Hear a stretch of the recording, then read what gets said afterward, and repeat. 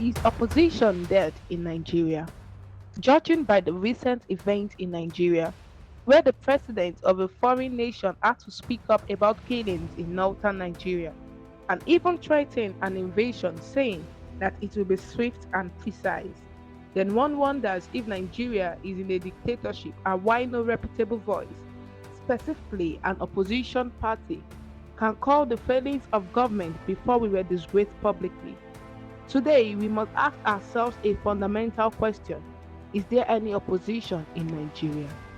Before we proceed, if you are here to subscribe, kindly do so and we will love to welcome you to this community.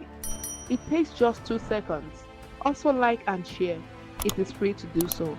I am Olamide Oke. Thank you for your constant support. A quick disclaimer is that we speak from the position of a concerned citizen of Nigeria. Thank you for understanding. Many will say Nigeria has never had this rough since 1999, and you will almost find it difficult to argue again. In the country today, the judiciary has a low public perception. Election is mostly viewed as undemocratic. The killings in the north and middle belt has only gotten worse. And to top it all up, we have serious economic hardship. This is not a matter of propaganda. All you need to do is ask if the 100,000 naira in your pocket can do what it could do 4 years ago.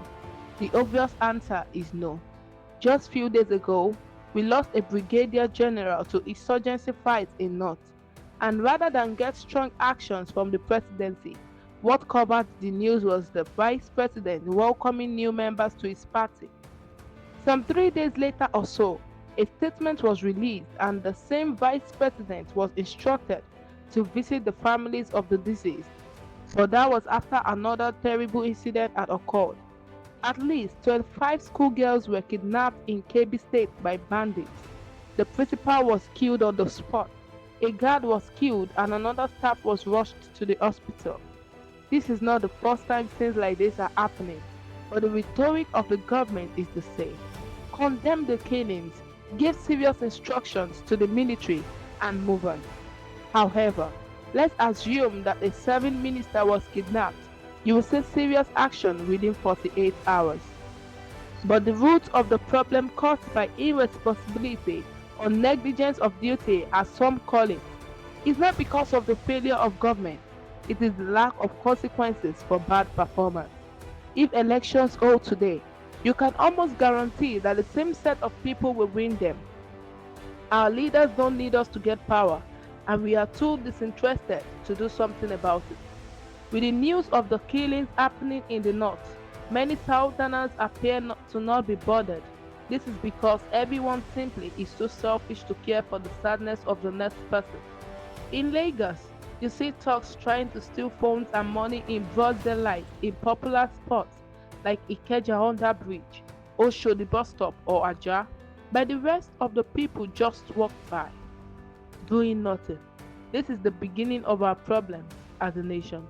In the last election in 2023, INEC said that over 93 million voters were registered and 89.7 million collected their PVCs. While we know that the lists are not well sanitized, it is appalling that the president won with roughly 8.9 million votes, which is about 10% of total PVCs collected. The true strength lies in every Nigerian standing up for what they believe in. If APC, the ruling party, has a membership of 11 million people, although that figure could be debated, it means that the president does not even need any regular citizen to win an election. However, the focus today is not on INEC or election, but the opposition. The economic situation in Nigeria went through a serious somersault, and everyone can see it. The killings have never stopped despite the claims of success by the National Security Advisor, and we all know it. Why then is the opposition so weak? For us, we see three primary reasons. The first is the underhand sabotage from the presidency. The Minister of the FCT, Nyesom Wike, specifically said that he will support the president in 2027 and that the main opposition party, PDP, should not field any candidate. Labour Party, on the other hand, has not done well since the days of Mimiko, as governor in Ondo State. You wonder what is going on?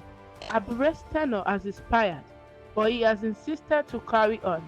Kwankwaso's NNPP is also having leadership tussle, with some faction allegedly expelling Kwankwaso, their presidential candidate in the 2023 elections. Even the new bride, ADC, as their 2023 presidential candidate, Dumebi challenging them in court. All of these are no coincidence, but simply a tactic to either present weak candidates or present candidates on divided platforms. Simply put, that Nigerians will not have any other option than Tinubu. The second reason for a weak opposition is their greed themselves. Nigeria has many big men, but only one can be president at a time. Many of those big men can win primaries but will never win elections, especially not on the divided front. Despite knowing this, nobody wants to step down for anyone, judging by the result declared by INEC in 2023. If at least two main opposition forces unite, then they stand a proper chance of victory, but the pursuit of power is making that impossible. Finally, there is lack of motivation. Some opposition leaders have faced through many persecutions and have had to bear them alone. We have seen the pulling down of properties belonging to Peter Obi's brother in Lagos. A few days ago, tear gas was thrown at Bala Muhammad and Sheyi Makinde, allegedly by talks under the instruction of Minister Wike.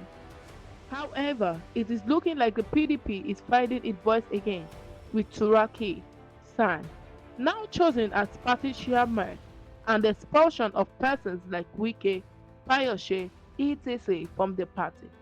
They can begin to gradually build up. But if the commotion that happened recently in the Wadata Plaza is anything to go by, it is certain that the road will be rough. Peter Obi and his obedient movement also need to put themselves together, and Kwankwaso should probably start seeking merger. ADC is still looking for primary elections. However, the skepticism of the public cannot be eroded. In summary, the opposition is not dead in Nigeria, but it needs to find its voice quickly or it may never speak again. Thank you for sticking with us throughout this video. Please leave your comments down below if you think the opposition is dead or alive in Nigeria. Stay blessed.